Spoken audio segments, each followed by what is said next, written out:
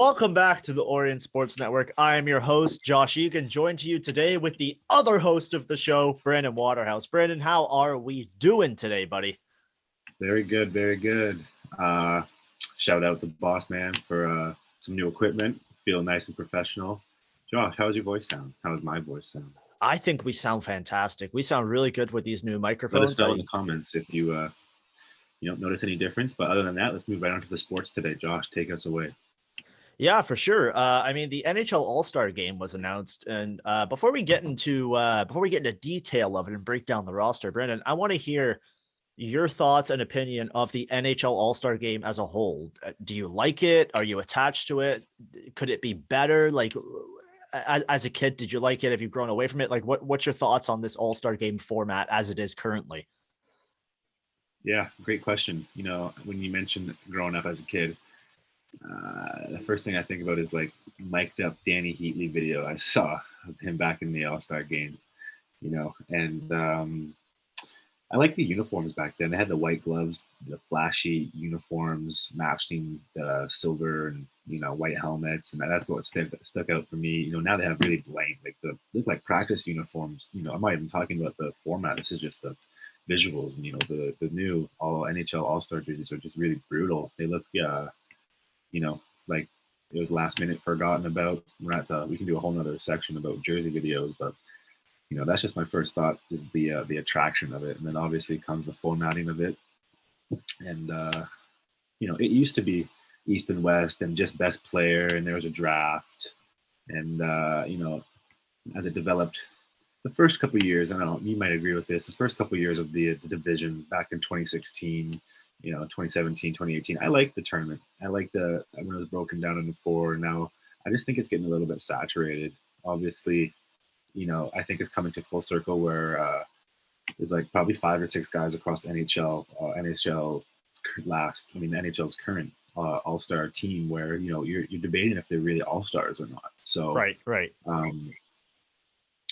That's just based off this new guideline to send at least 1 or 2 representatives from every team in the league, no matter how bad that team is or has no good players. And I'm sure you have the examples of these specifics. Yeah, so I look at the current All-Star format, and they want, it's a 3-on-3 tournament represented by each of the 4 divisions. At the end of this, I will propose my alternate format, which I think would benefit the fans and the league. But I just look at this and I go, why does every team need to be represented in this format? Because it doesn't make sense. Because you have guys from the Sens, the Coyotes, the Canadians, other teams who are in this NHL All-Star tournament or game or whatever you want to call it, skills competition, who shouldn't be there if you're going by the All-Star definition. And then you look at guys like Nazem Kadri, Sidney Crosby, Troy Terry, who did not make the game. It doesn't make sense. It doesn't add up. You're not showing off the stars of the game, and you're advertising to local fan bases. And those local fan bases aren't benefiting from the game being in Vegas. It doesn't add up. It doesn't make sense. The NHL has gotten this all wrong. So what we're going to do here, we'll break down the rosters by division. We'll start with the Metro. And obviously, like 9 or 10 players were named per division. There was a captain per division. It was voted on by the fans. So let's start with the Metro. And I'm going to read it off, and we'll make this nice and easy. I'll read a player's name, and then I just want you to say yes or no as if you think they're an all-star. Does that sound fair? Yeah, so just clarify, obviously they will be an all-star, but this is as if I didn't know the all-star list, right? Correct, yes. Okay. So Sebastian Aho. I'm just going to say yes or no. So yes. Claude Giroux. Yes. Jack Hughes. Yes. Chris Kreider. No. Alex Ovechkin. Yeah. Adam Fox. Yes. Adam Pellich. Who? Exactly. Zach Rowensky. I'd rather Line, but yeah. Yes, he is an all-star. Frederick Anderson. Surprisingly, he is an all-star. And Tristan Jarry. No, I don't agree with that. I look at this. I look at the Metro. Alex Ovechkin as captain is a given. But I look at names like Chris Kreider, Adam Pellich, and Zach Werenski, and I go, there's probably guys on that team that maybe would have been a better option to send. Like I look at the Rangers, like Panarin's not on this list. Adam Fox is a given. You're going to take him from the Rangers. I think Panarin's on the last. Why'd you also take Chris Kreider? That's my question. Like, why is Chris Kreider on this list? Why is it not Panarin? Zach Werenski, you said the name that was given. Why is Patrick Laine not on this? Like, he is an all-star from the New York Islanders.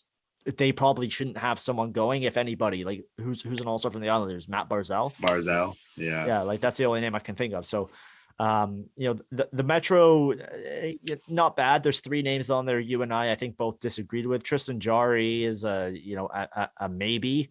There's some other goalies in that division that could deserve it, but how about we move on? Let's save the Atlantic for last. Let's move on to the Central. Are you ready for this one? Yeah. Okay, so Central Division, we got Kyle Connor. Yes or no to an All-Star? Kyle Connor. Yes. Alex DeBrincat. No. Kirill Kaprizov. Yeah. Clayton Keller. Yeah. Jordan Kyrou. Yes. Nathan McKinnon, who is captain, by the way. Yeah. Joe Pavelski. Yeah. Cale Makar. Yeah. UC Saros. No. And Cam Talbot. No. So this one I have the least disagreements with.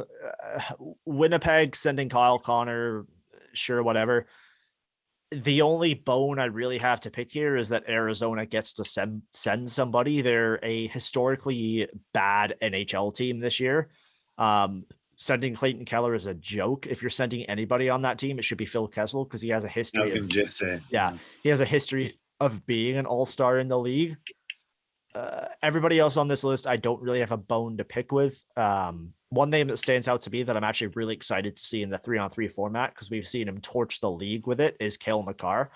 And I just really hope that in this 3-on-3 tournament, we get to see Cale Makar on the ice with Nathan McKinnon and Kirill Kaprizov. I think that would be super exciting.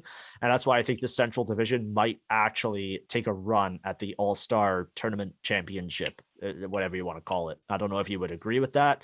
Goaltending's a little weak, but I think this team could be a lot of fun just because of those 3 guys. Yeah, clearly just the goaltending is my biggest concern in this division. I guess wouldn't be too sure where else to look for goaltending within the same division. So I mean, I guess one big name missing out of this that's like a name that gets a lot of credibility just because of his name is Jordan Binnington.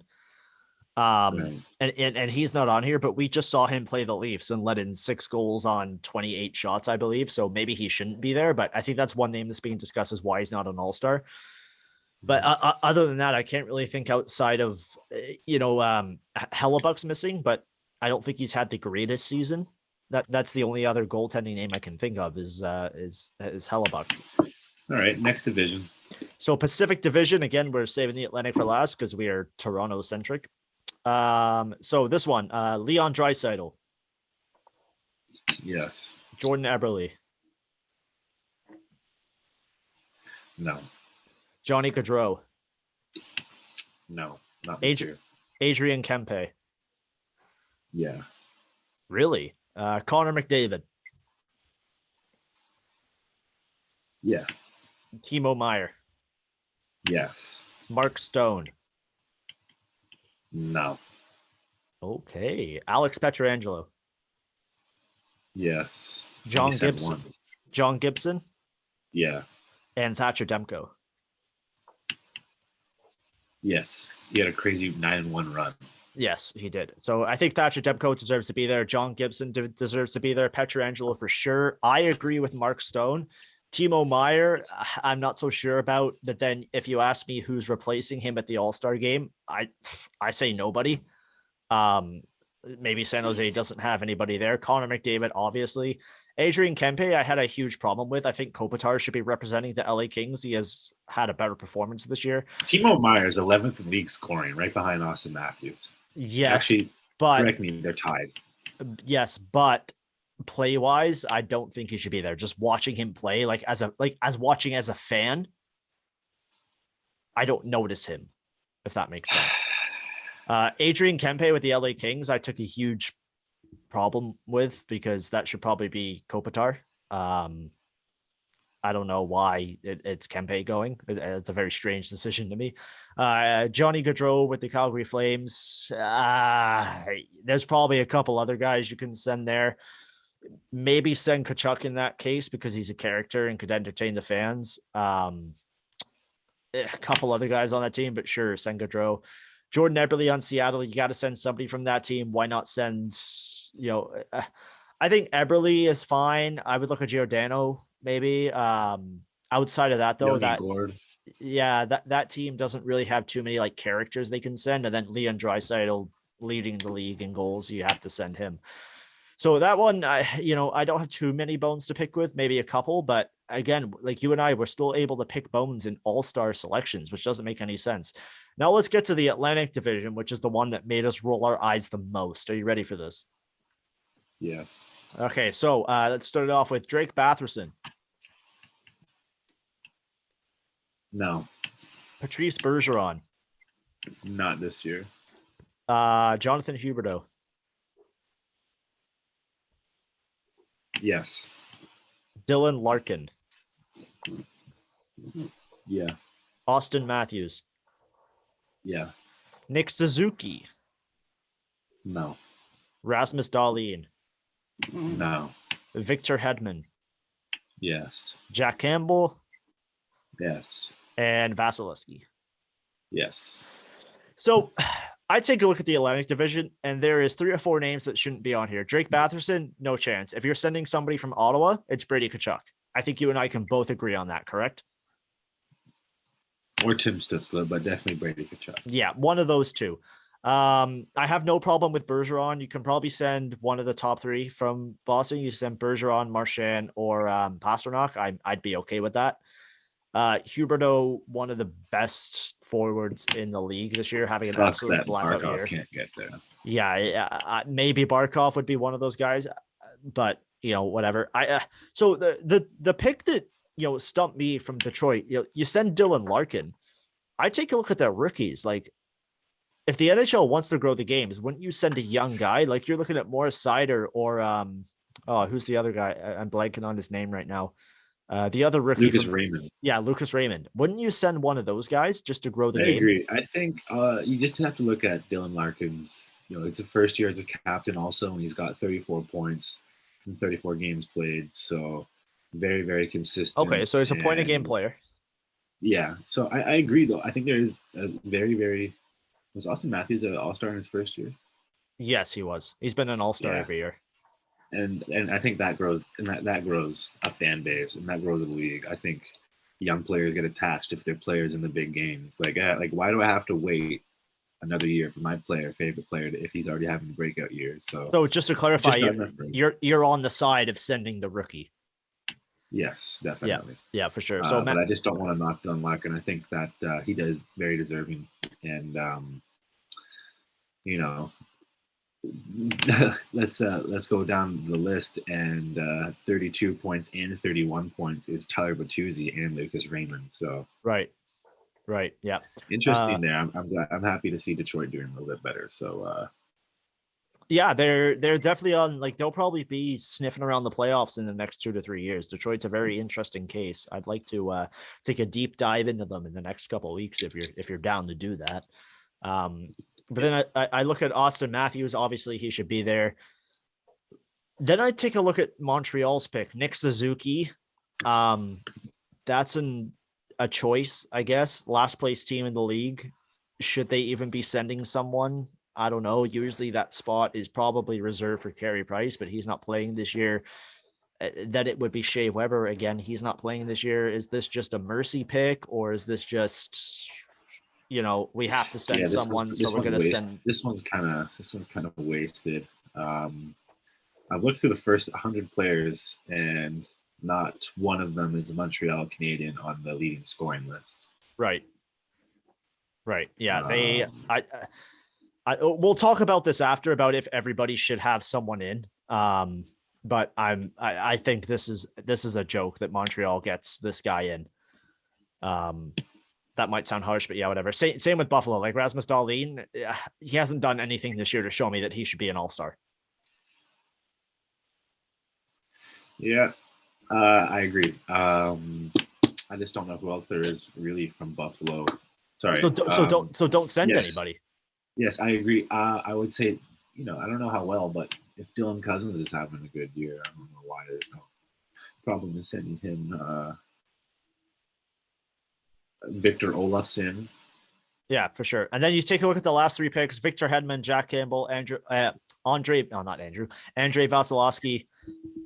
They all deserve to be there. Victor Hedman, Jeff Skinner isn't having the worst year. Yeah, like maybe Jeff Skinner's that option. He's having the same year as Zach Werenski, who got into the All-Star game. So right. So along with the announcement of the All-Star roster, the NHL announced the last man in vote. So I'm going to read out by roster the players who are eligible to be voted in as the last man, and I want you to give me your vote.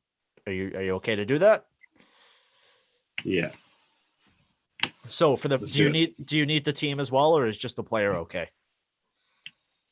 The player is fine. Okay, so Pacific Division, we got Troy Terry, Matt Tkachuk, Darnell Nurse, Drew Doughty, Logan Couture, Mark Giordano, JT Miller, and Jonathan Marchessault. Who would your vote be? Get in? Just one. Troy Terry. Okay, that is my pick as well. I think Troy Terry deserves to be there. I think he would make this All-Star game fun and young and fast, and that is something this thing needs. From the Central Division, you got Kessel, Seth Jones, Nazem Kadri, Jason Robertson, Ryan Hartman, Roman Josi, Robert Thomas, and Mark Scheifele. Kadri.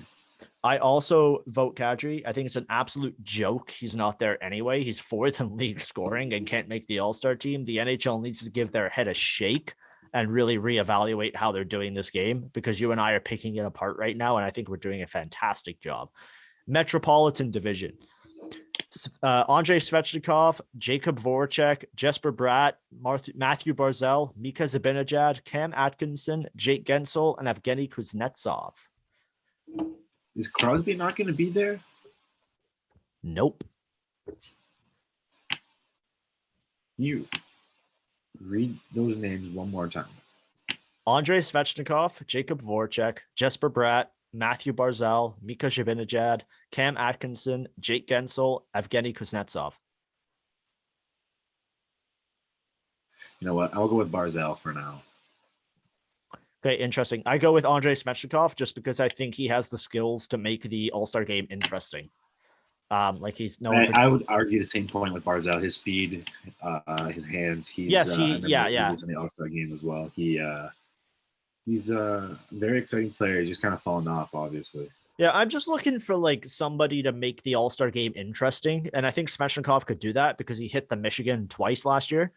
So if he can do that in the All-Star game, that would make it fun and like give you that NHL moment, like the NHL would get their WrestleMania moment, they like to call it. So I would go with that. And let's move over to the Atlantic Division. So Charlie McAvoy, Tage Thompson for some reason, Lucas Raymond, Alexander Barkov, Tyler Toffoli, Brady Tkachuk, Steven Stamkos, and John Tavares. Three names pop off. Obviously, Tavares, Stamkos, and Barkov. To choose between these three is hard. Just because of the year they're having, and because he's notoriously should be an All-Star and always is underrated, it should be Barkov. Right. I agree with that. I think he doesn't get enough attention, and if you're doing it right, then you got to bring it back to where hockey's hot, and it's hot in Florida right now, and Toronto already has two. I'm okay with waiting on John Tavares. He's okay. He's, a guy give him the rest, right? Yeah. And Stamkos is probably the same situation. It'll be great to be a comeback stamp on his resume, right? Just to, add to a great year he's already having, and the 2 back-to-back Stanley Cups, and being injured for a part of that. As a great stat, but I think just the consistency, and I think it grows the game if you put Barkov there. For sure, for sure. So I would, for the sake of argument here, my pick would be Barkov too. If I had to pick somebody else outside of your pick, I would take Lucas Raymond. I think adding a rookie to this and showing everybody what this guy would do is an incredible opportunity for the game and something that the NHL needs to see. You want young guys who are skilled, fast, and want to show off what they can do at this skills competition, which brings me to this point. I think it's an absolute joke Trevor Zegras isn't there. So I hope they find a way. I hope they find a way to get Trevor Zegras there too. But you want younger guys at this tournament to show off like the puck handling skills. You want the between the legs spinorama, the Michigan behind the net, the hash mark snipes. You want all that stuff at this. You don't want the older guys who went out to the bar the night before and are hungover playing in the game, which is what we usually see in the All-Star game. So let's get some younger talent in there and just, show us what hockey can be. Don't make it boring. Don't make it a task to be at this game. Make it fun. You want to match it like how many players go to the NBA All-Star game that aren't actually in the game? They're just there for the weekend because this is a fun time. That's what the NHL needs to do with the NHL All-Star game. I could expand on this forever, but I'm just going to wrap it up here by saying, if it's in Vegas this year, you have a real opportunity to make a statement, make it a good statement, and make a good impact on the players that are there. So when they go back to their teams, they can say, that was fun. If you get the opportunity next year, go. Because right players, on. Good. I'll leave it at that. Good. Very well said. Let's right. leave it there. One last thought on the All-Star format. Do you have an alternate format you prefer? Or is this one okay for you? What are my options? Anything you want. You're Gary Bettman now. You can change the format of the All-Star game. That's a little bit too broad for. Do you want me to propose? Do you want me to propose mine right now, and then you can expand on that? Sure. You already have that on your mind. Yes. So my format is the NHL. I'm thinking as Gary Bettman right now. The NHL obviously wants every team involved in the All-Star game. What is and you can answer this because you and I were talking about it. What is the hottest sports tournament that happens every year? March Madness.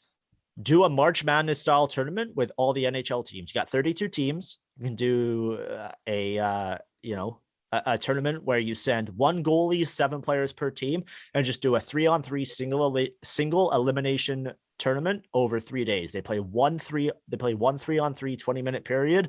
Winner advances. That would grow the game. That would cause excitement, and you can add a prize. What would that be? Could it be cash? Could it be an extra draft pick? Could it be, an extra $1 million in the salary cap? Who knows what it could be? That's not for me to decide. But I think that 32-team single elimination 3-on-3 tournament would be something that could help the game grow. And hell, you could on the Friday do the skills competition, and then Saturday, Sunday, it be the actual tournament. That would be fun. You could have it on TV all day because you'd have to have multiple games per day, and you're guaranteed to have at least 16 games on the first day and then 8 on the second one. I think that would help the NHL a lot. So I think they should actually look into that because then you get 7 teams. 7 players per team. I think that would help them a lot, especially if you put something on the line. Yeah, interesting take. Just a little bit contradictory, obviously, to our earlier point of making a lot more people All-Stars than maybe it shouldn't be, right? So then maybe maybe you rename it to the Showcase, the NHL Showcase. Doesn't have to be an All-Star weekend, right? If the NHL's got to decide what they want to do here. Do you want to represent everybody or do you want to represent your All-Stars? You know what I mean? Does the you would know this answer. Does the NBA? I don't think they do because I don't think a Raptor had an All-Star last year. But does the NBA send a player for every team? I'm not too sure, and I wouldn't be surprised if they didn't do that. Yeah, I don't think they do. I'll die on that hill that the NBA doesn't. And when I look at All-Star games, I look at the NBA, and that is how to do it properly. obviously with, and this was a good point brought up by the Steve Dangle podcast, you struggle to replicate the actual game of hockey in an all-star game because of the physicality. The players don't want to throw a big hit in an all-star game, understandably. Same with the NFL. Like, their Pro Bowl game is an absolute joke, but you can at least make it entertaining for the fans. And by setting up a weekend where the players don't even want to go, that hurts you. So make it a style where it adapts to the non-physicality, but also makes it entertaining for the fans. And I think a 3-on-3 tournament would solve that problem. Yeah, that's something I'll have to think on. I like your idea for now, but just for the sake of the video, let's keep it moving forward here. Yeah, we're gonna take a quick pause here because I have to grab a drink of water. This meeting is being recorded. And thanks for that quick break, everybody. We're back, and we're gonna talk about Conor McDavid here. He had 2 clips in the past week that really raised eyebrows. They definitely raised mine as somebody who works in the hockey industry. Brandon, I know you haven't heard these yet, so I'm going to play them for you. The first one was regarding the possible signing of Evander Kane to the Edmonton Oilers. So I'm going to play this for you here. If fans don't like it. Oh, I didn't mean to play that right away. So listen to this, and I'll get your reaction right away. How's that sound? Yes, let's do it. All right. Give me the thumbs up that you can hear it. I'm not really here to discuss optic issues. If fans don't like it or the media doesn't like it or whatever, I think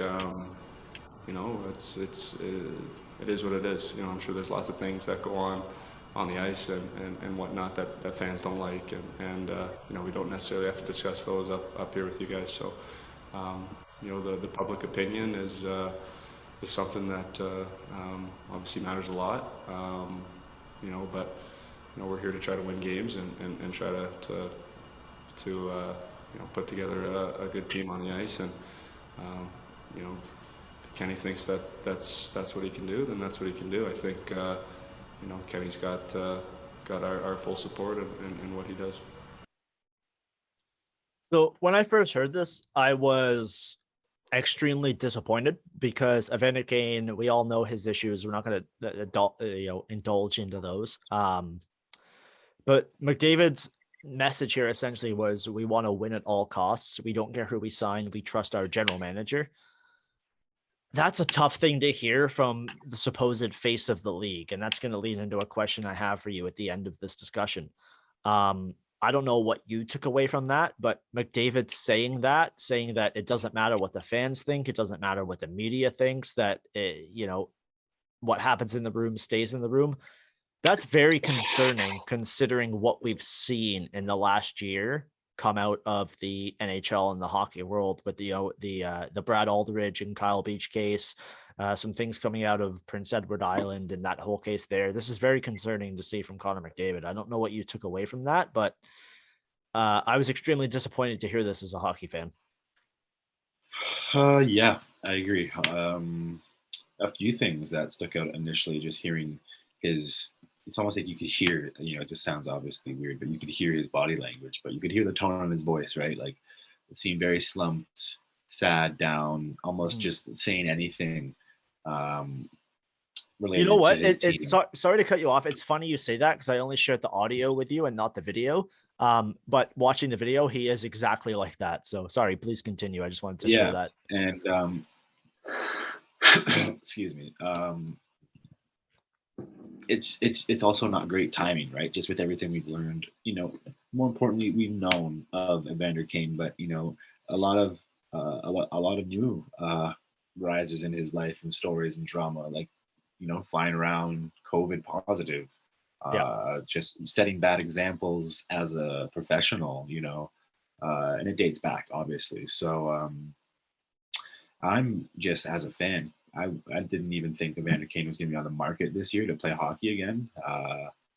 Not too sure if that's the best look for the league regardless. Clearly, there's some type of precedent that's been set where talent on the ice is better than personality in the locker room. So, and I think that's the main issue with hockey, right? Like, these guys in charge, they don't realize the impact these players have on young kids. Like I work at a place where kids, and you work with kids too. I'm sure you see it with NBA. They have a favorite NBA player.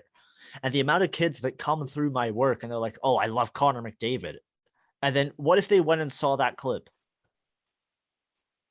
Right? Right. Like, oh, we don't have to you know, talk about, what kind of example that sets, right? You don't want to grow that. That's no, obviously for some of the sure, for sure. toxicity, I don't know, whatever, toxic growth that's Toxicity. in hockey Yeah. across, levels globally. So, that's the highest stage. That's where you see, the greatest player in the world voice his opinion. And that doesn't seem like, although rather he verbalizes trust and faith in his management and Ken Holland, it does not sound like he has much confidence and trust in his general manager. And Well, if that was myself, I would either not talk about it or talk about it thoroughly, and think about maybe taking a bigger stand as a captain instead of, looks like he's taking a back seat right now. Exactly. And I'm glad you brought up the point about the faith in Ken Holland, because this next clip is after their loss to the Senators. And this one's where our reactions are probably going to be more comical. We want to keep it light on the show, but that last talk there, that's, stuff happens in life, guys. We got to talk about it. So this next clip here is going to make it a little more light. So here we go. I'm not sure what to tell you. Obviously it's been a long layoff, and come in and work ourselves to a 3-1 lead and give it away. So you guys are playing with a lead, which is where you want to be. What do you think fell out of your game? Was it just a little bit of mental lapses there, or was it something as a group that you think just there was a lot? I wish I had an answer for you there. We're rolling along. We get a couple chances early. We don't finish them. We give up a 2-on-1, and and then it's yeah. Connor, I know it's not the playoffs for losses, but when you consider where you're at, you had a 10-day break. You're 2-9-2, and you're up at home. It's 3-1, and then you lose to a 30th place team. It's one of the most frustrating regular season losses you've had. It's definitely up there. Yeah. All right. Well, that says it all. So, Conor McDavid done with Edmonton, because it sure sounded like that in that interview. That was his post-game press conference against the most recent loss for the Oilers against the Senators. They lost, I think it was 6-4, 6-5, something like that. I woke up and was shocked by the score, because when I went to bed, Edmonton was up 3-1, and I thought they would hold that lead. What did you take away from that, Brandon? Because you've been in a higher level of hockey than me. If your leader sounds like that, how does the locker room react? Yeah, it's often the trickle down effect, I would say.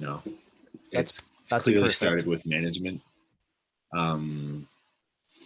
making it okay to court players such as Evander Kane, and that was secondly publicly voiced by one of the greatest players, richest players, and face of the league publicly, and how that they were publicizing potentially signing this guy. So, obviously it's starting to seem a little bit bigger than hockey for the Oilers, right? More moral decisions probably have to be looked at instead, because sometimes stuff like this is matter of fact forgotten about and thrown away by a big trade or a viable move, or let's say trading Darnell Nurse, or McDavid making another big statement again, and whatever. Like, I just think barring total breakdown from ownership, that players moving away is the next piece to fall down. Yeah, for sure. It seems McDavid's frustrated, annoyed, not happy with ownership. I can definitely see that. How long is McDavid an Oiler? I can't put an answer on that. I put a prediction on it 2 years ago that I thought he would only be an Oiler for 3 more years. So I'm gonna stand by that. I think he gives, them this year. Does he give them next year? I'm not sure. If they miss the playoffs this year, I think that's it. They made their moves. I don't know. I got a question for you though. Who to you, if I say name the face of the NHL, who would you say? Conor McDavid. Okay. So you say Conor McDavid. Is that good for the league though? Because when I say name the face of the league, I'm looking for somebody who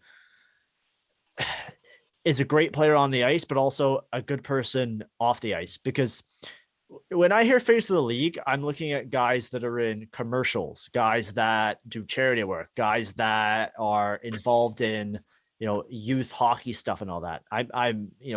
For me, it's still Sidney Crosby. But talent-wise, it's Connor McDavid. Yeah, this is tough, right? It's McDavid a tough does one. a lot. He does. McDavid does a lot. A lot that you're not, he does a lot for his community as well.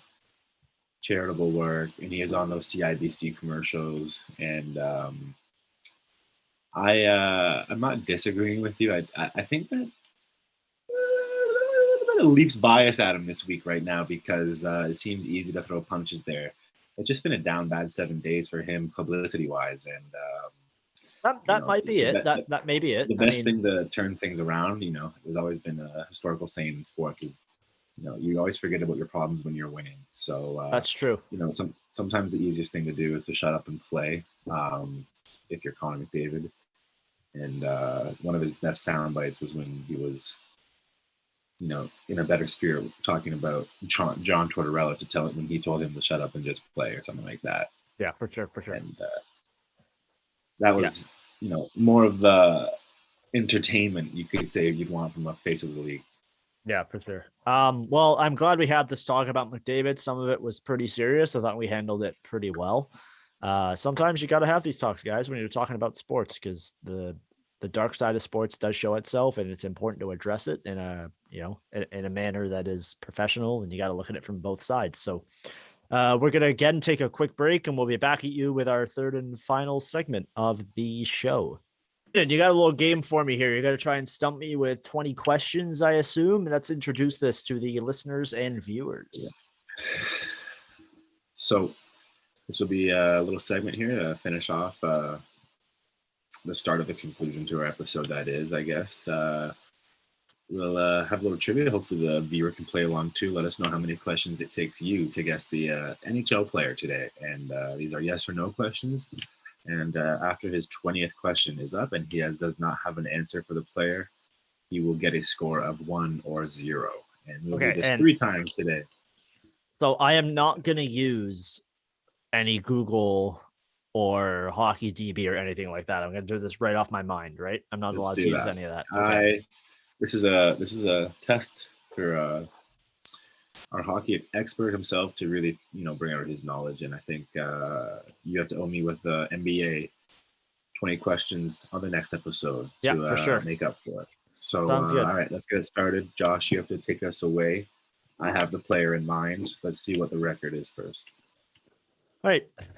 Does this player play in the Eastern Conference? They do not. Oh, they play in the Western. Okay. Does this player play in the Central Division? They do not. So play in the Pacific. Okay. Is this player located in California? They are not.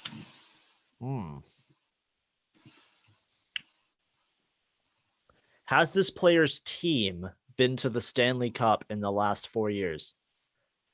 They have not. Okay.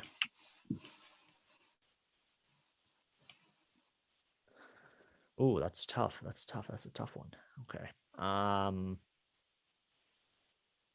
Does the player play defense? They do not. Play forward or goalie. Do they play goalie? They do not. So forward.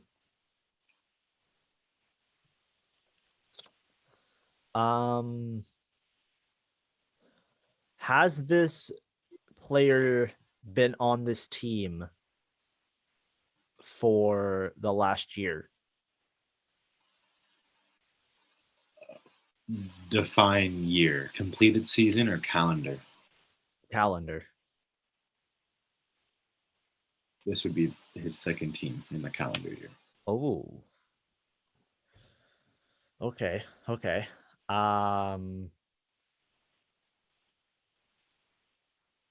Now, keep in mind, you don't even have the team. Yeah, I don't. So it's the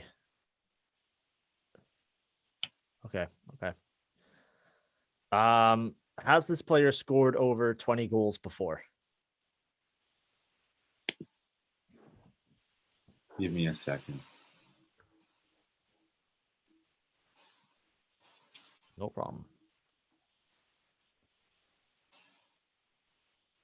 I like this. This is fun. This is fun. This one's going to take a while. I would say he has once. Okay. Does he play for a Canadian team? He has not. He has not once, but he has come close. Okay. Does he currently play for a Canadian team? No. Okay, so he must play for Seattle, correct?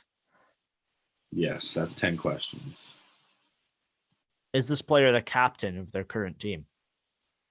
No. Okay. Ooh, this is interesting. Okay. So he plays for the Seattle Kraken. It's not Mark Giordano. And he's a forward. Hasn't scored 20 goals before.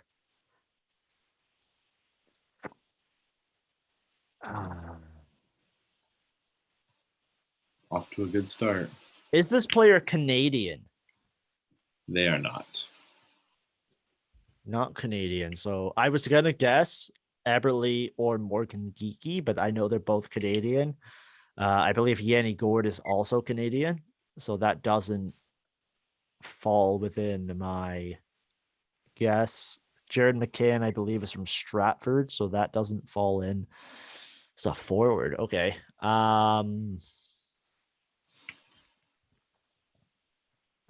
Oh, this is tough. Does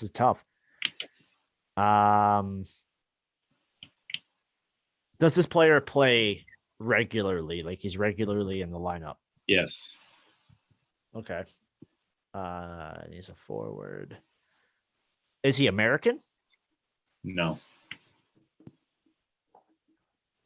Oh. Okay. Man, that stumps me. How many questions do I have left? 6.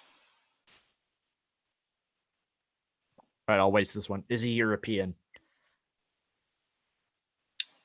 Yes. Okay.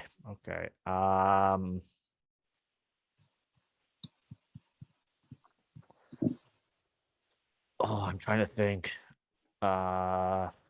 This is a real hockey knowledge one now. Yeah, I'm thinking like I know Jonas Stonsky is Finnish. Kalle Yankork is Swedish. Marcus Johansson is Swedish.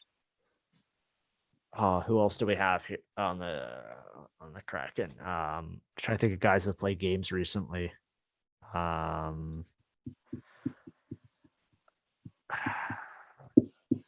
Alex Wenberg is from Sweden, I think. Alexander True is from Denmark. Did I just name one of the players? I can't answer that question. Okay, that's fair.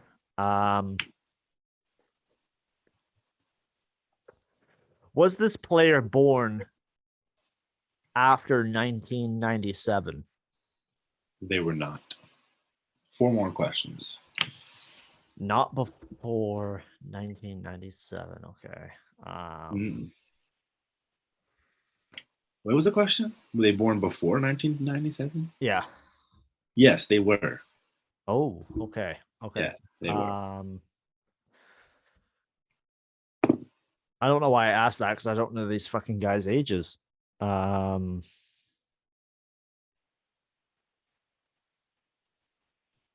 Is this player Swedish? No.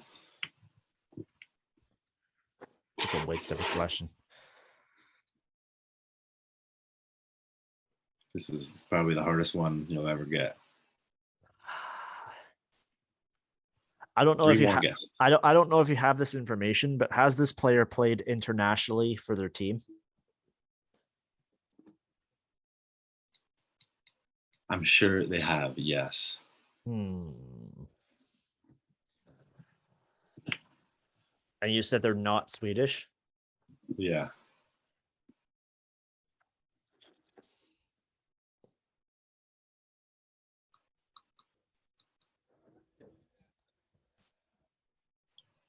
Does this player play center? Yes. Is it Alexander True? This is your last question, and that is incorrect. So you have one more now. Oh.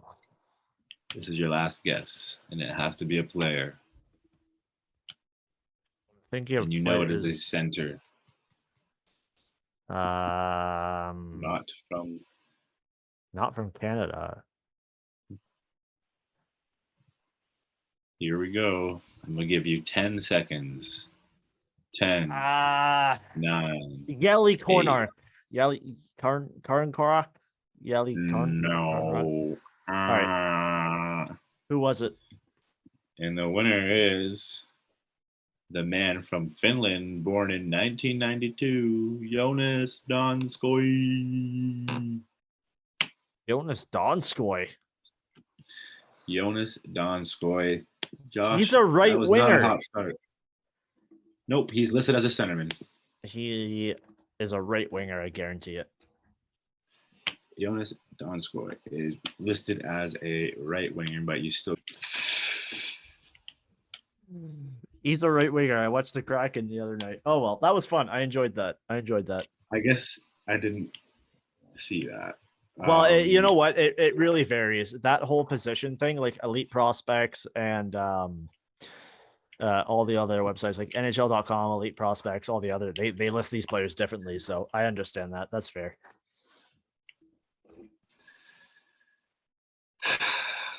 Okay. I thought I did well to narrow it down to the Kraken. All right. All right. You want to do a sign trade wave?